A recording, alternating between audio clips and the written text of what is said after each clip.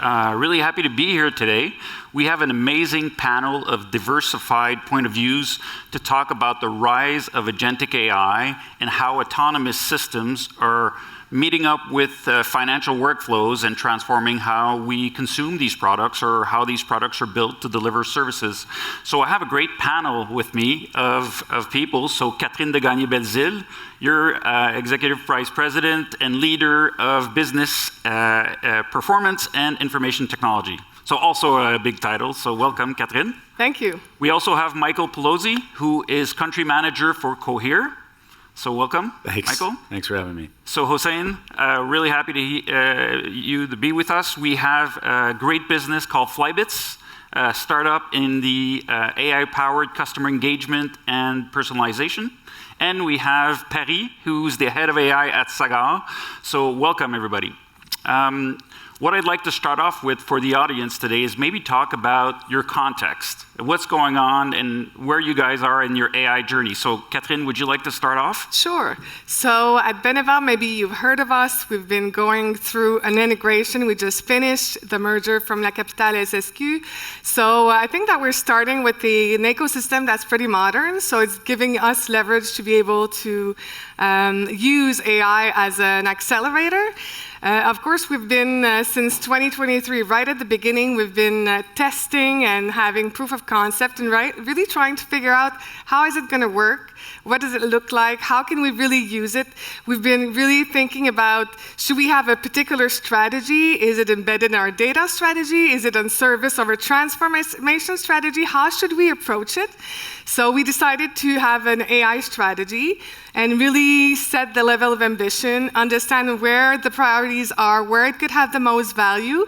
But we're still at this stage really trying and exercising and playing with it a little bit so we can make sure that we have all of the right guardrails before we can accelerate. So we've deployed it in areas where there's less risk, so in the back office. Yeah.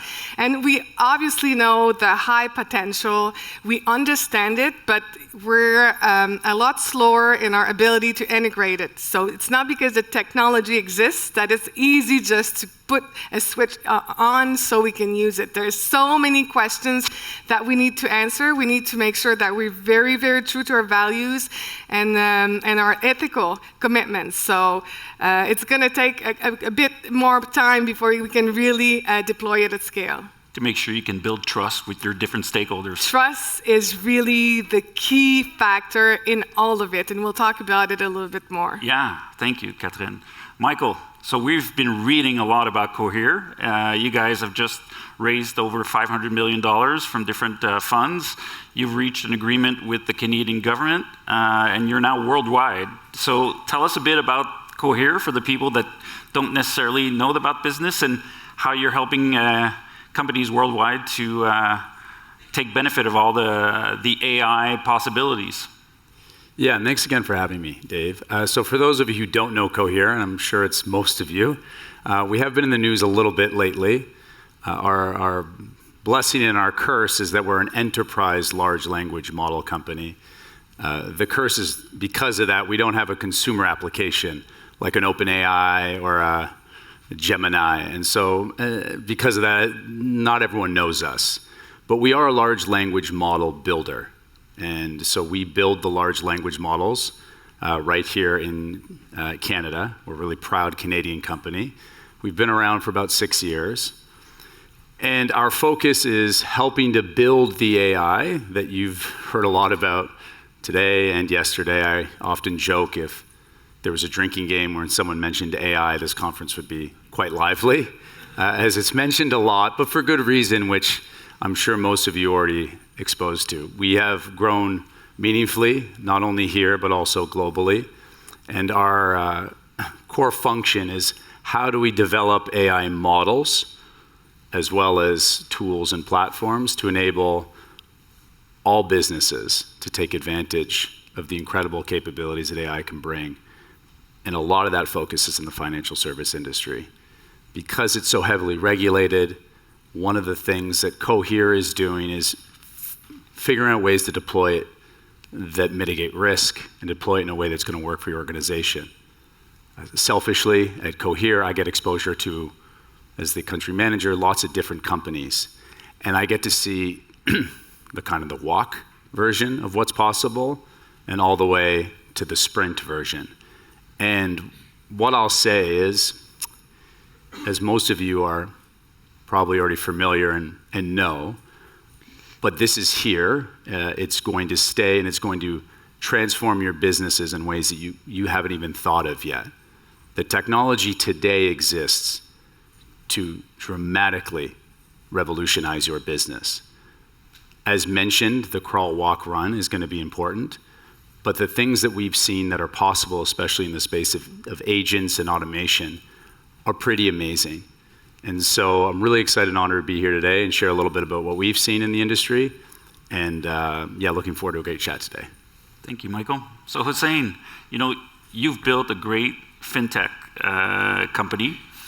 You have a very niche play, and I just saw on your website that you launched your agentic platform, I think September 19th. So tell us about Flybits and what you guys are doing to help, automate certain processes in the financial and banking industry.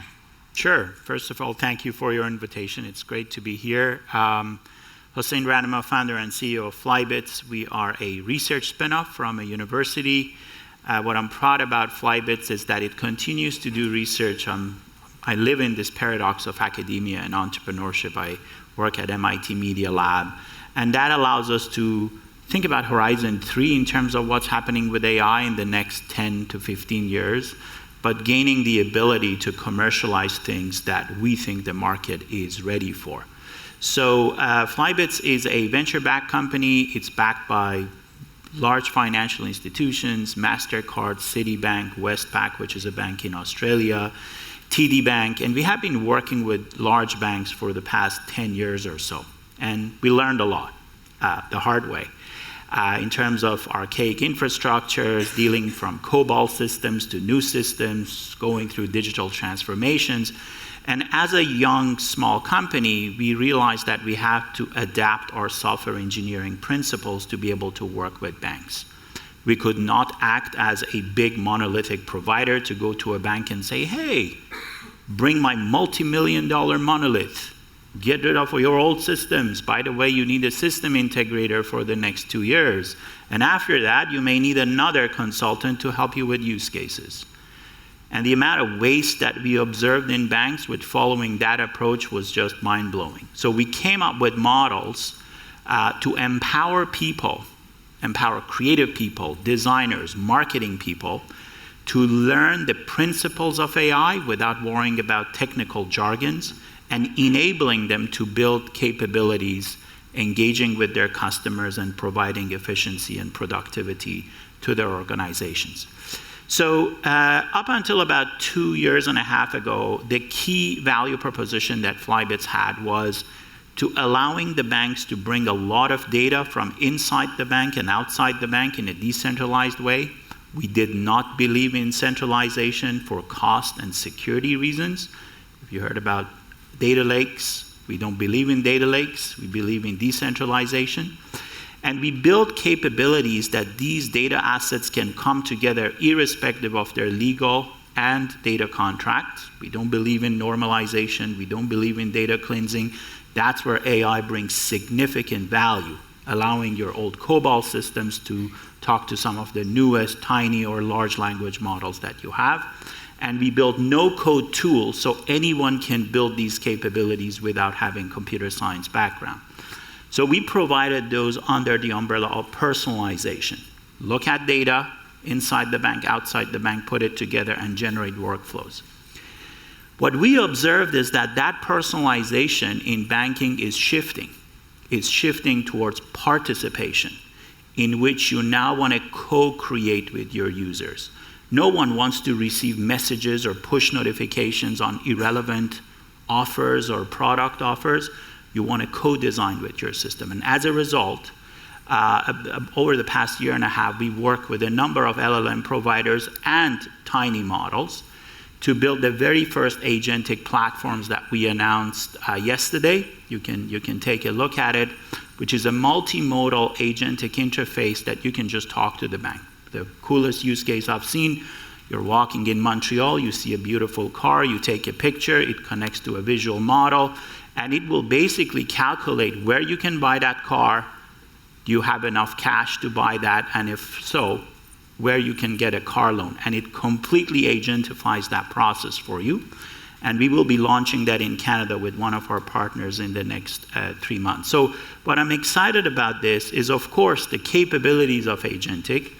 LLMs are extremely important, as Cohere, one of our leaders, is doing that.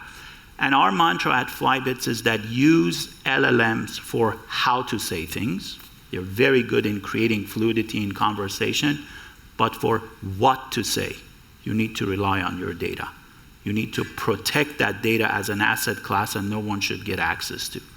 So I'm happy to tell you more, and of course on technology, but most importantly, people. My biggest worry is not technology, it's people and people literacy on AI and what AI is and is not, and what are agents and what they can and cannot do. So thanks. Yeah, that's a good point. I think we'll touch on that and having people on board with this transformation, right? And then Paris, last but not least. So you have two hats here, right? What have you done at Sagar in terms of AI, but how are you helping your portcos, try to modernize or leverage the benefits of AI? So talk to us about the journey with both hats, please. Sure, as you mentioned, with portage, diagram, and all our investment arms, we are refining our investment theses and finding opportunities for investment in AI. And also, we are helping our companies to build more AI products or leverage this technology as part of their operation. We have Malik here. We have been working very closely with Nesto. I think we should just have one session for Nesto, and I think they are one of the leaders in building agentic AI for underwriting. And we have also we are investing in infrastructure for AI. We are also investing in application layer. We have been investing, for example, in the insurance space, BPO claim processing. We had 2 recent investments. And we have one company in the agentic AI for sales and marketing. And we are also working very closely with our companies that they are leveraging AI for customer support and service. I know it's top of mind for many leaders in this room as well. And it's very fascinating for me because I have seen at least 3 waves of generative AI so far. The first wave was all about, these large language models, they have access to the compressed version of human knowledge and experience, and let's figure out how we can use that. And we are speaking the same language, so let's see how we can use that.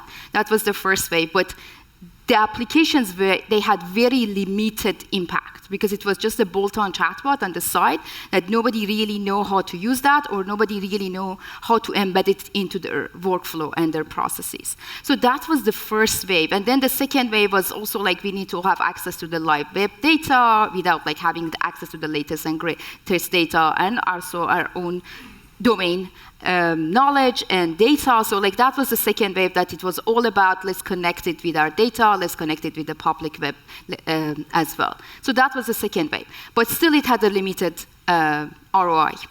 And now we are finally in a phase that we are all very excited about using generative AI as part of more of workflows, embedded in the workflows and what we call agentic AI. We're expecting AI to do things rather than just be a chatbot, bolt-on chatbot on the side. But I just want to correct one point because, again, there is so much hype and noise and you are getting bombarded with all these vendors out there, and hopefully, happily, I'm not working for any of those vendors. And it's very important to understand that there is not that much of autonomous agentic right now. What we have is what we call semi-autonomous. Still, we are trying to get benefit of large language models, planning and reasoning capabilities, but we are not there to fully give because I have a very technical background. In the technical and academia, when we use the agentic autonomous agents, it means that they can actually interact with their environment, they can plan, they get some reward or some reaction from the environment. Based on that reaction or reward, they update their internal state or their internal brain. It's not what we have right now. Again, I just want to correct it because it's so much, again, hype and noise, and everybody is kind of confused. What does it even mean to have autonomous agents?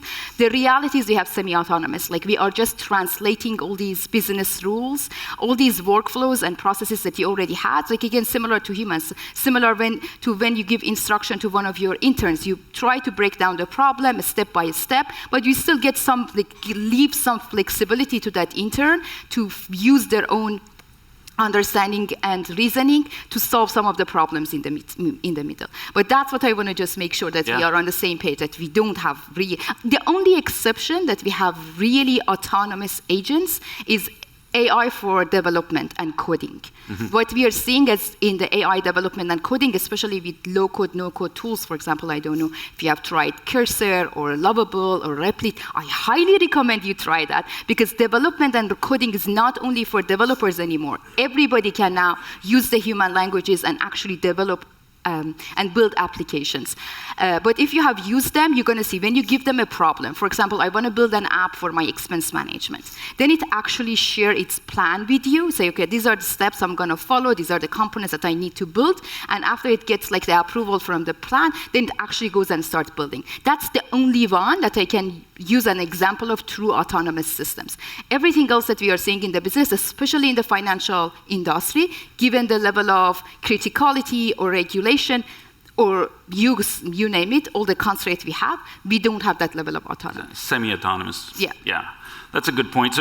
So the hype is there. You know, there's a lot of challenges, right? And I want to talk about the challenges through the AI journey, but moving to eventually autonomous systems. So I'd like to get your point of view, Michael, you know, from Cohere. So you're helping clients all across the world. So what do you see are the main challenges to accelerating the AI adoption and eventually the autonomous systems, growth throughout organizations?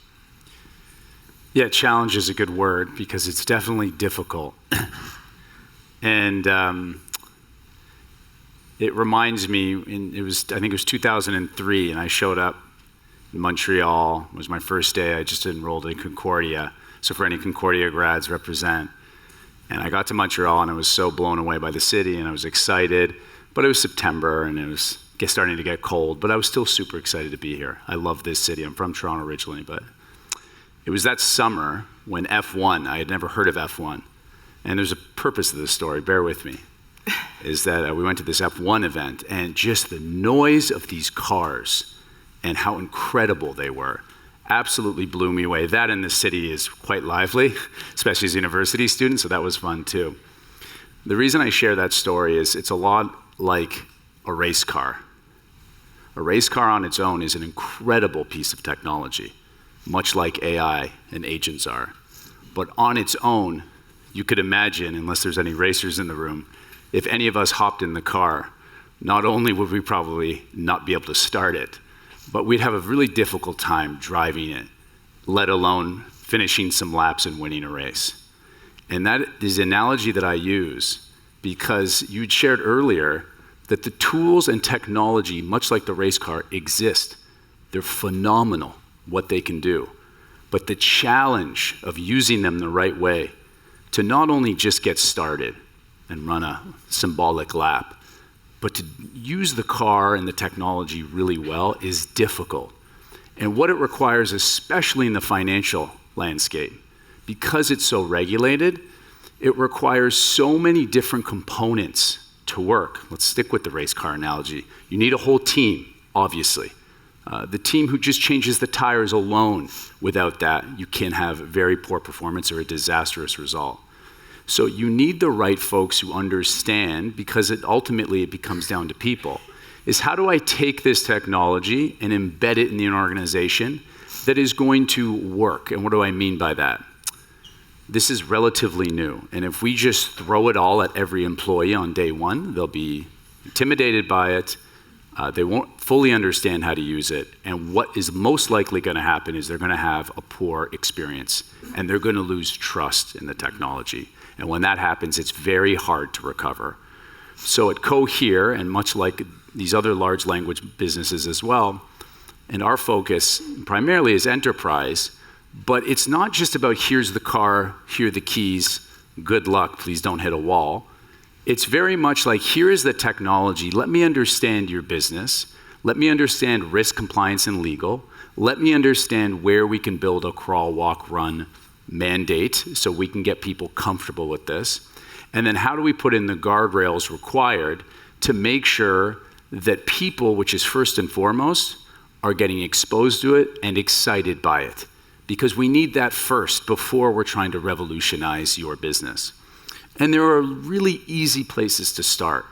A classic example that I use, and I encourage everyone in the room to do the same, because I can almost guarantee the results won't be great. One of the things I get the chance to do is meet with CTOs and CIOs and CEOs, and they all think their products are pretty great and pretty proud of how they're using AI and all these other great things. And then, this is with a big bank, I won't name which one, but one of the big five. I said, let's go to your website and just type in anything. They get millions of visitors a month. Anything you want into your search bar. Goes, okay. I go, travel credit card be a good example.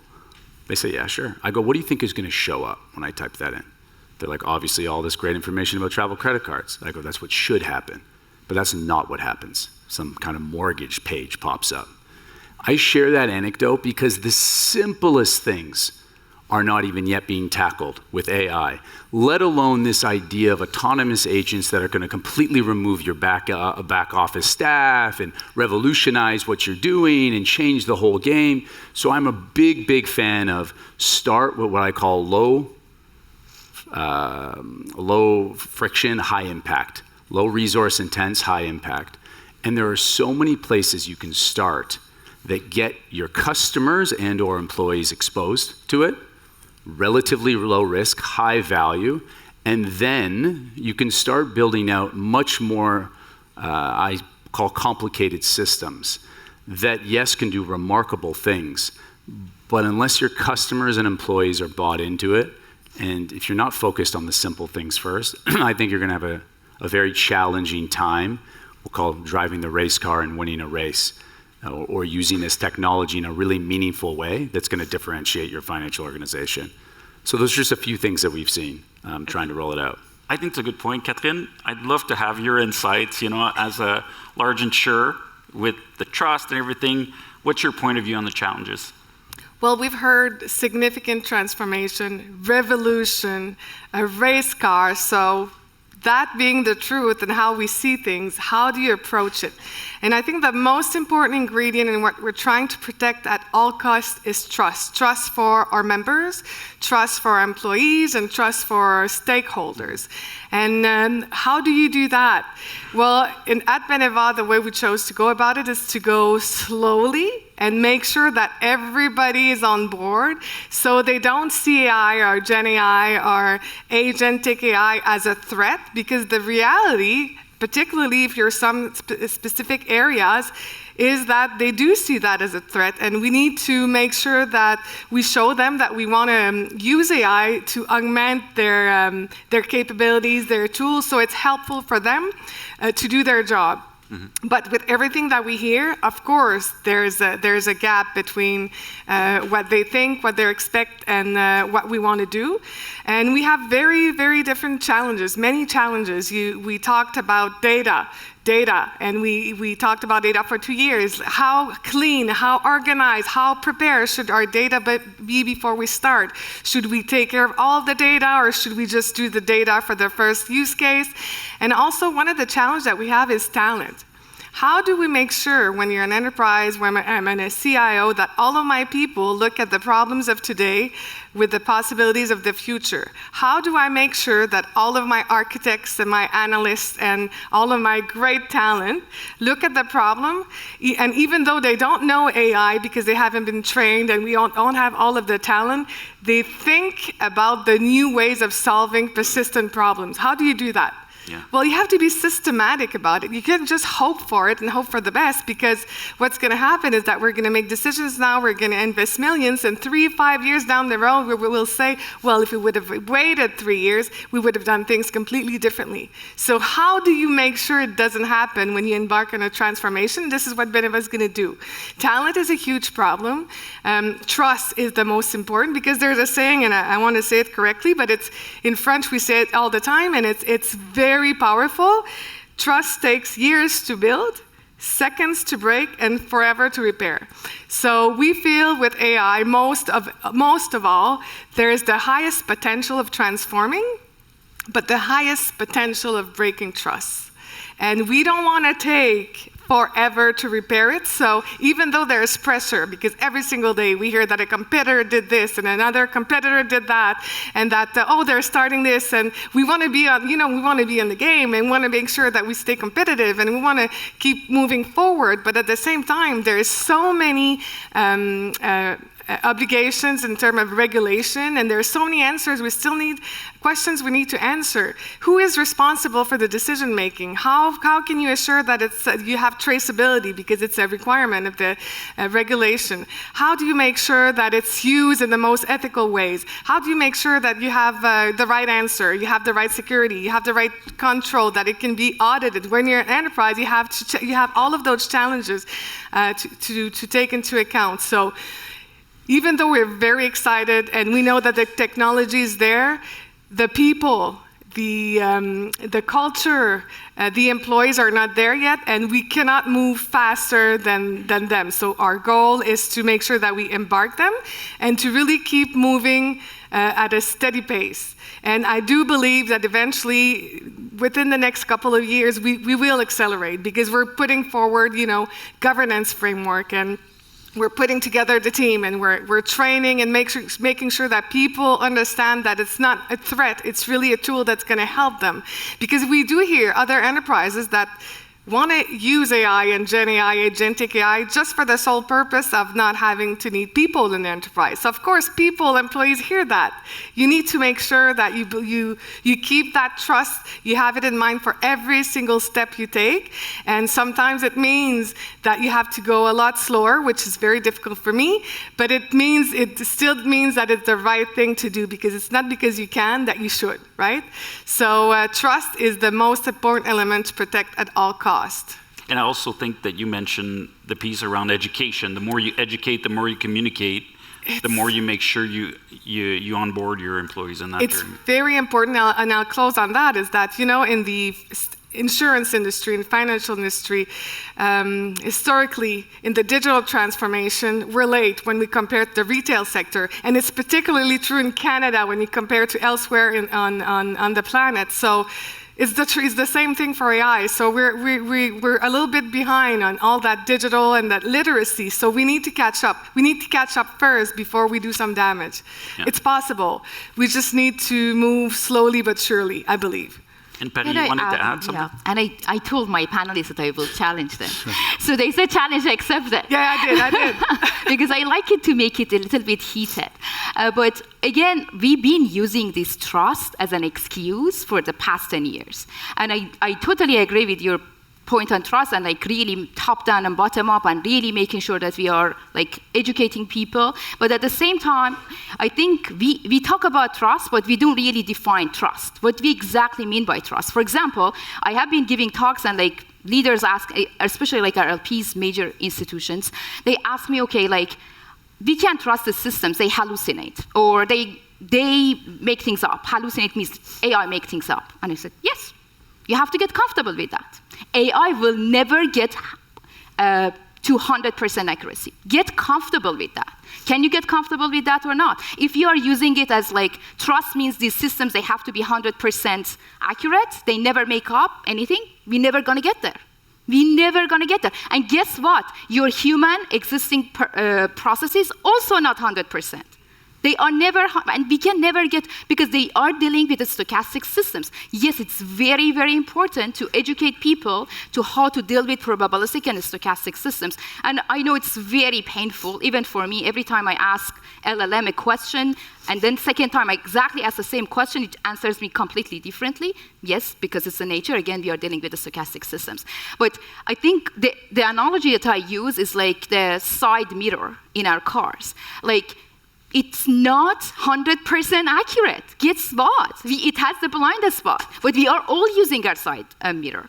And we all learned that from time to time we have to turn back And we have to look like to make sure that we are covering that blind spot. So we all learn, and that's part of the education and bringing people with the technology. And I love that you mentioned it. But again, let's make sure that we are setting the right expectations. Because I have, again, heard these excuses again and again. We don't have the right data infrastructure.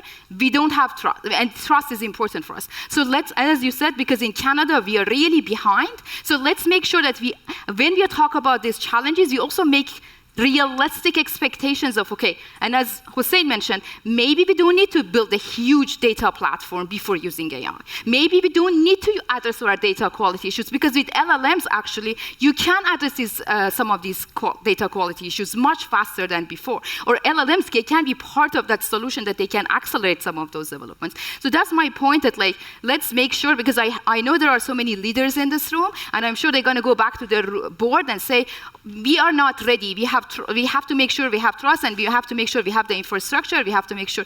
And yes, there is no shortcut. We know that. There is really no shortcut. You have to also have the right investments. And given that we've been underinvested in all these areas for many years, now it's much harder to catch up. But at least let's have the right expectations. So yes, please. I'd like to answer that. So I do stand by my statement 100%, and yet I agree with you. Because showing trust is not saying it's let's stop talking and showing. And you're right, start from the premise that humans make mistakes all the time. So setting the expectation is very important, but still, through showing, experimenting, piloting, you can show trust. And you do not wait to have all of the answer before you start.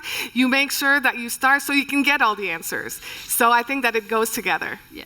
That's some great insights. I love when you challenge, Paris. It's good.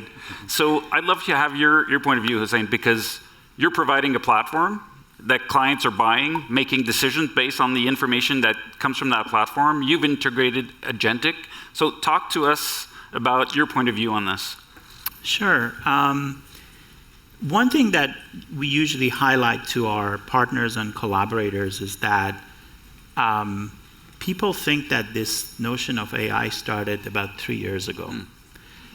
Interestingly enough, the advancements in artificial intelligence has been very incremental, a slow incremental advancement since 1948.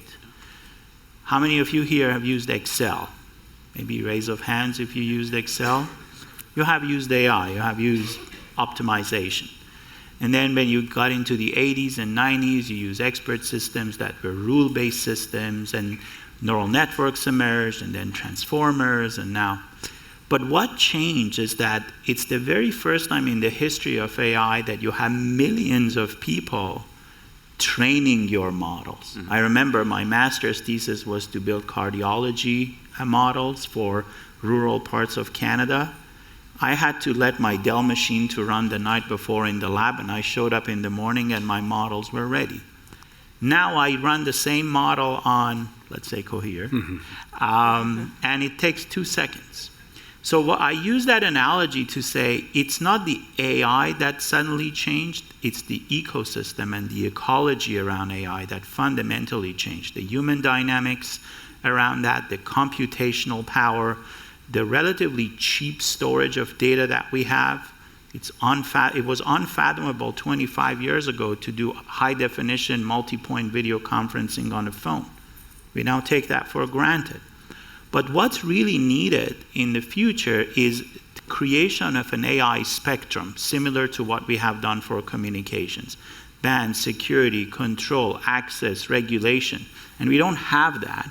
And that's where I think Canada can shine. Yes, we were leader when it comes to discovery-based research in AI in OECD countries, but we are lagging behind. We are starting to lag behind very quickly.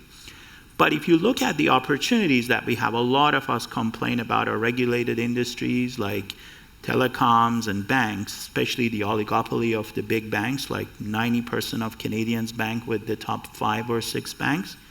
That is a huge opportunity, actually, because if they agree to share data, this is where, if you think about that ecosystem, things like open banking, decentralization can play a big role, that instead of a bank convincing everyone to move assets from one bank to another, you can say, folks, keep your assets where you are. I have these very unique, tiny, efficient models that you can run across all your financial assets, going from underwriting as a service to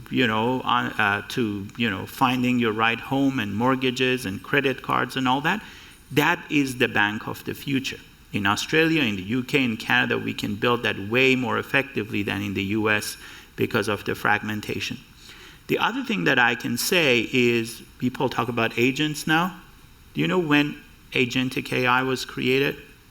There's a paper on that. 1994. It's nothing new.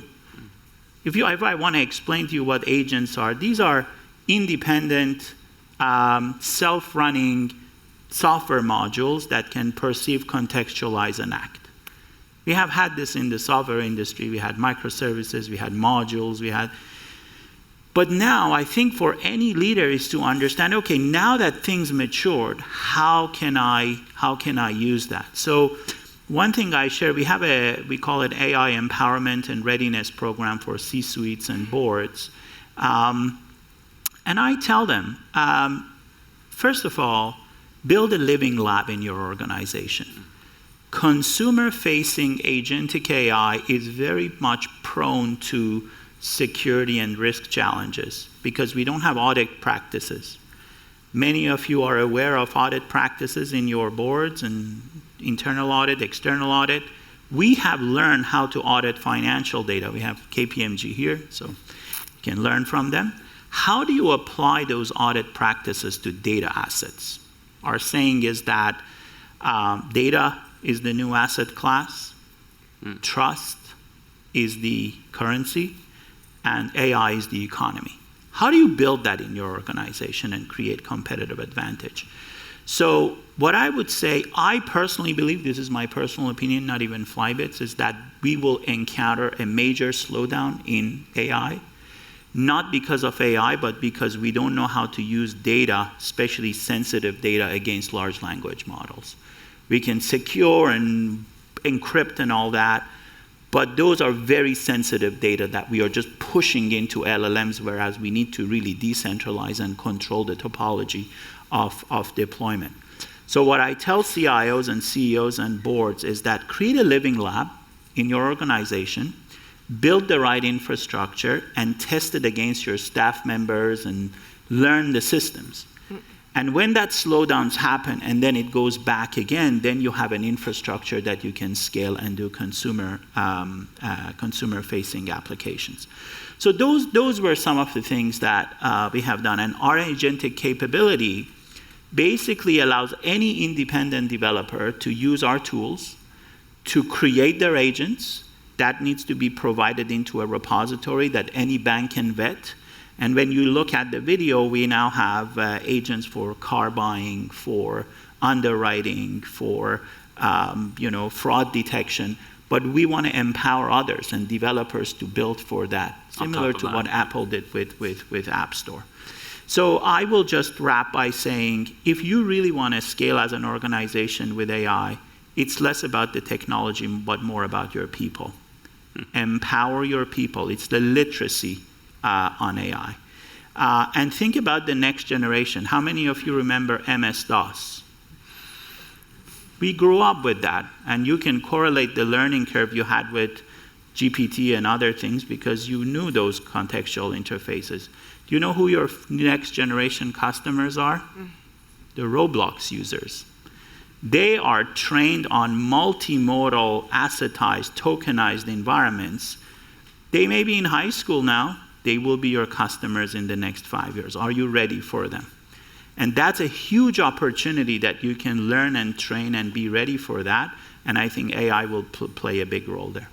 That's great insight, Hussein. So we're kind of running out on time, so I'd like to do like a laser closing here. And so we've talked a lot about building trust, education, taking risks, educated risks, and all that. So what are the key suggestions or learnings that you've had in your journey at Paris, that you can share, that if you had to restart your journey, you'd do differently? We have been through some of the other technology transformation, and we are trying to reuse some of the playbooks. I think this time we need to use a different playbook because with AI, it needs to be a more hybrid approach, top-down and bottom-up. top down and bottom up. Like we are really evolving as human beings around these technologies. We are learning how like it's changing fundamentally how we work and how we operate and how even like we manage our day to day. So this is really a fundamental shift that requires bottom up and top down. And the level of customization that you can get with AI is next level. I told you about these low-code, no-code tools, and every single one of us now can build tools, now can build applications, now can build softwares. That's the next level. It takes a while for people to understand, but like we are working on our kind of internal AI adoption, and I told our CEO that my goal that every single person by the next 2-3 years can build their own custom tools. That's the level of literacy that we want to get to. Of course, we need to also have top-down strategy. I need to have understanding of like how our industries are evolving. But again, it's if you want to just use your top-down playbook, I will promise you that's the recipe for failure. Yeah. You need to combine it with the bottom-up approach. Collaborative approach, right? Yeah. Yeah. What's your point of view on that, Michael? Maybe insights. Well, yeah, I think we've shared a lot today. I think one of the themes that I've seen, if I could look back, and as I look at so many different customers and financial organizations in Canada and abroad, I think one theme in particular stands out that, and we've talked about this, is don't let perfection prevent progress. This pursuit of perfection is often what we hear ad nauseum, and we spoke a lot about this today, is it's almost ready. And I've said this to everyone I've met. I go, every single CTO I've chatted with, they all say it's almost ready. And it doesn't matter when you talk to them. It's always almost ready. And I understand that things need to be somewhat prepared, but letting the pursuit of perfection prevent progress is, I think, a big mistake. This is a muscle that needs to be developed, as you've heard from this panel today, and it can't wait for perfection. The train has left the station. That doesn't mean try to automate your whole organization. That's not what I'm referring to. But this idea of having the data perfect, this perfect, that perfect, I think is a mistake from what we've seen. So the folks who are not letting the pursuit of perfection prevent progress are doing well, and I think that's something that I encourage our folks, if I could go back a year, to start doing. And the second thing, and we talked about, you had mentioned nicely, is in the next generation of customer, but even ourselves. As you think about what this has done with just natural language and how people want things, I encourage our financial partners to think the same way. Let me give you an example. I bank with TD Bank. I also bank with Wealthsimple. Those experiences are quite different. I, as a customer that's now used to using Gemini and ChatGPT to say, I have a 5-year-old boy and a 3-year-old girl. Make me a story for my boy Hunter and my daughter Harper, and here are the things they love. I don't have to give it anything else. It pops out a beautiful story with things they love. People are used to this now, and that's the experience they're going to expect at your bank. I use the TD and Wealthsimple example because they're quite different. I don't want to go to TD and say, I want a credit card, I've got kids. I want to speak naturally because I'm used to it now. Okay, I have a mortgage, I want to get a mortgage, I bought a house, it's X amount, tell me what I need, go. That's impossible for a financial organization to do today, but technically it is possible. And so thinking about, as you're creating products and services and using AI, continue to remind yourself that how are people engaging with tech now? And these ChatGPTs and Geminis and Anthropics and Cohere as well, they're doing it in natural language, and that's how people are going to expect you to show up as well. So that's something else I really encourage folks to think about it through that lens and remove any of the friction. People just want answers almost instantly, and you want to know why? Because they're getting them when they're using these tools. And so that's something else I think, if I could go back, I'd share, and people should think more about. All right, so great insights. And Catherine, do you want to close this out? Yeah, and quickly, I'd like to share with you all that at Beneva, we're almost ready. I told you, it's everyone. It's not true, because I do agree with the wise comments of my colleagues, and my advice to you and what we're doing, and that is working really well, is that we're testing. Just this week, we had all of the people, the lawyers, the AIT people, the business people, the risk people, the security people, the agent, the real human agent people that work for a 3-day proof of concept for a data migration. And it's brought them together in a way I haven't seen in years, and that's the way to take the drama out of AI and to take the fear out of AI, by showing and not waiting for it to be perfect. And my hope is that in 5 years from now, we will be ready at Beneva for the next generation. So thank you for that. So we're in the closing part of our, so thank you everyone. I think we have some great insights to take home, right? So let's not let perfection be in the way of progress. I love the internal lab that you suggested, Hussein. I think that's great. And keeping your people, you know, at the core to build trust and educate them. I think it's great. So, and the risk versus reward aspect, Paris. So thank you so much, guys, for all your insights. And I wish you all a great day here at FinTech.